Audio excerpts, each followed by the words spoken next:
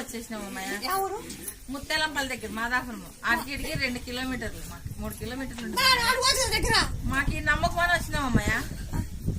చెప్తాంది మీకు తెలీదు, నువ్వు ఆడున్నా కానీ చూసింది లేదు, నువ్వు మీరు 30 ఏళ్ళు పెళ్ళైనా కానీ నువ్వు ఆడిన గుడి చూసింది లేదు, సెల్లో చూసినావు కదా, అటు పో నువ్వు అంటే ఇటు వచ్చినావు అమ్మాయి. భారం వేసుకుని వచ్చినావు అమ్మాయి, అంతా మీరే కాపాడాలి. కోడికే తెలుస్తాను, ఆ కోడికే తెగినాక అమ్మాయి అప్పుడు ముత్యాలమ్మ నేను ఎప్పటికైనా సరిపోతాను.